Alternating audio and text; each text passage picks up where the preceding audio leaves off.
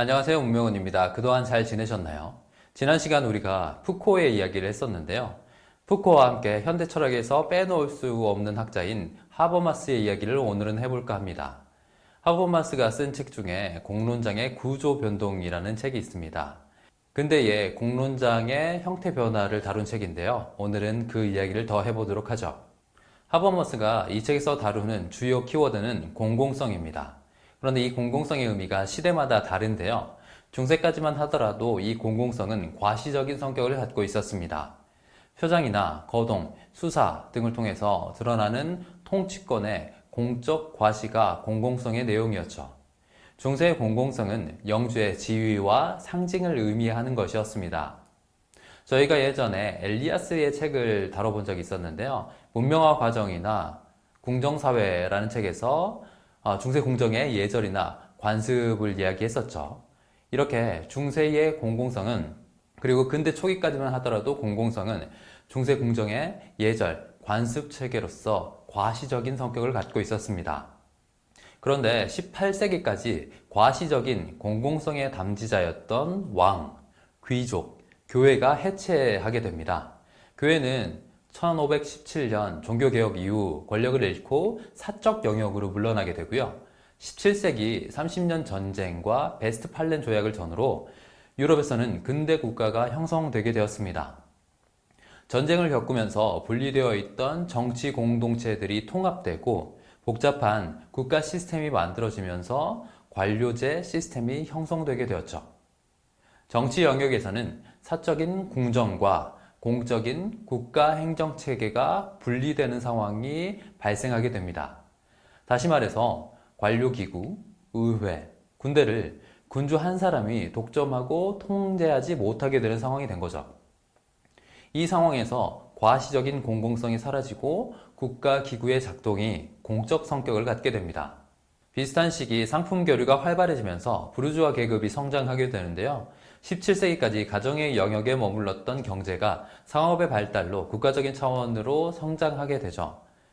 비슷한 시기 형성되었던 근대 국가가 상품 생산과 교류에 대응하는 국가의 공권력으로 부상하게 되고, 그런데 이때의 공권력은 중세의 영주권이 아닌 행정 권력을 의미했습니다.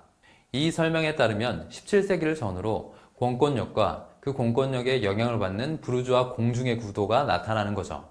이 구도에서 공권력에 영향을 받은 부르주아 계층을 중심으로 공권력에 대립되는 공론장이 형성된다고 하버마스는 이야기합니다.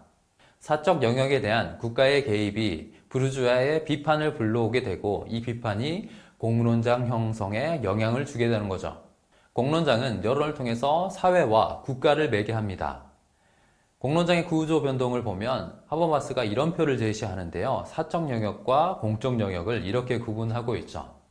사적 영역에 부르주아 사회, 곧 시장이 있습니다. 그리고 핵가족 공간이 있고요. 그리고 공적인 공간에는 국가, 그리고 궁정이 있습니다. 그 사이에 부르주아 공론장이 있는 거죠. 사적 영역인 시장과 과족, 그리고 공적 영역인 국가, 행정체계, 이 사이를 이어주는 것이 공론장의 영역이라고 하버마스는 이야기를 합니다. 그런데 이 공론장조차도 하버마스는 사적 영역의 한 형태라고 이야기를 하고 있는 거죠. 17세기 공론장은 교양 있는 사람들의 평등이라는 이상을 갖고 있었습니다.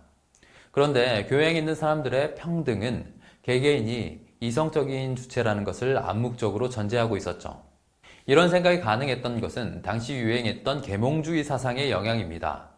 계몽주의 사상은 인간이라면 누구에게나 그 마음속에 이성의 빛이 있다고 믿었죠. 이성의 빛을 갖고 있는 사람들이 모인 공론장에서는 합리적인 논증이 무기가 될 수 있습니다. 그러니까 합리적인 논증은 부르주아 계급이 공권력을 압박할 수 있는 정당성의 역할을 했었죠. 그래서 하버마스는 공론장이 기존의 지배 질서를 해체한다고 설명합니다. 공론장이 권력이나 권위가 아닌 진리라는 이름으로 지배를 정당화하기 때문입니다. 이것과 관련된 책의 문구를 함께 보시죠.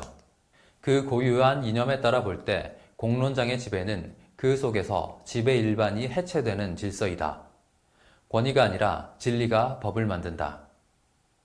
정치적으로 기능하는 공론장은 권력 그 자체를 토론에 붙인다.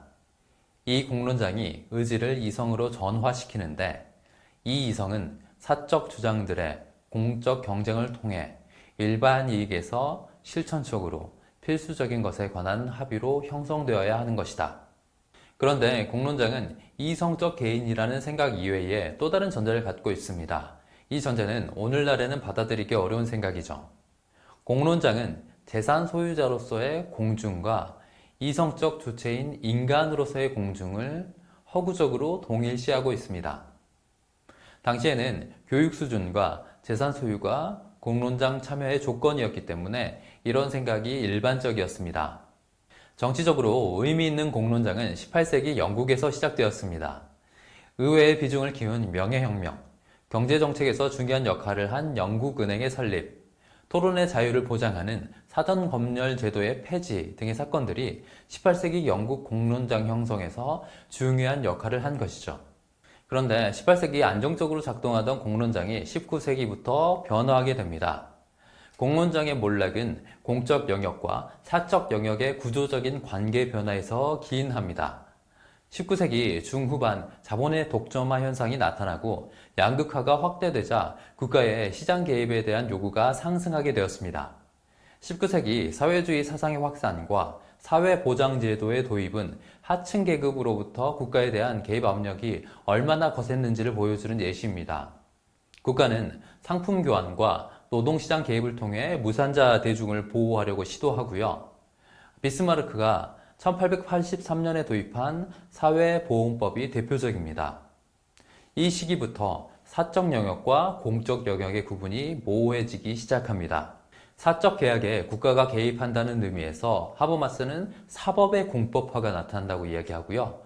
그리고 국가의 공적 업무를 민간 기업이 담당하는 공법의 사법화 현상이 비슷한 시기에 나타난다고 또 하버마스는 이야기하고 있습니다. 사적 영역, 공적 영역의 구분이 무너지면서 한편으로는 공권력의 비대화가, 다른 한편으로는 사적 이해관계 경쟁이 가속화되게 됩니다.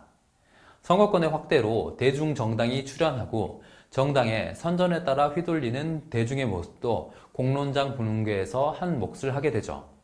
18세기 공론장은 부르주아 계급이 경제적인 필요로부터 독립된 세계를 구축할 수 있었기 때문에 존재 가능했습니다. 그러나 19세기의 공론장은 다시금 경제 논리에 편입되면서 공적인 성격을 잃게 되죠. 공론장의 해체 과정에서 미디어의 영향도 무시할 수 없습니다. 한때 공적 토론의 장이었던 신문도 사회적인 변화에 따라서 소비 문화를 홍보하는 장으로 변신하게 됩니다. 비판적 논증은 이미지와 상징으로 변모하게 되죠. 미디어에서 나타났던 토론 과정은 실종되고 심리적인 계산을 바탕으로 한 선전으로 제조된 공론장이 등장하게 됩니다. 이런 미디어의 성격을 하버마스는 조작적 공개성이라고 비판하는데요. 하버마스는 비판적인 공개성과 조작적 공개성을 구분합니다. 관련된 문구를 함께 보시죠. 여론이 정치적 권력과 사회적 권력의 집행에서 공개성을 규범적으로 요구하는 비판적 심급으로 이용되는가? 아니면 인물과 제도, 소비재와 방송 프로그램을 위한 전시적이고 조작적인 공개성과 관계된 수용적 심급으로 이용되는가에 따라 여론은 각기 다른 의미를 갖는다. 두 가지 형태의 공개성이 공론장에서 경쟁을 벌이지만 이 두 형태의 공통되는 수치는 여론이다. 이러한 실제의 본성은 무엇인가? 공론장에 관한 하버마스의 주장은 비판적인 공공성을 회복해야 한다는 것입니다. 그러나 사회적인 환경이 많이 변화했기 때문에 그 공공성이 과거 부르주아 공론장과는 같지 않습니다. 하버마스가 이야기하는 공론장의 모습이 어떤 것인지는 이후의 철학에서 더 논의가 되는데요. 공론장의 구조 변동, 이 책의 바깥에서 이 논의가 이루어지기 때문에 다음 기회에 하버마스의 철학을 더 살펴보도록 하겠습니다. 오늘은 이 정도로 마무리하도록 할게요. 다음 시간에 뵙겠습니다.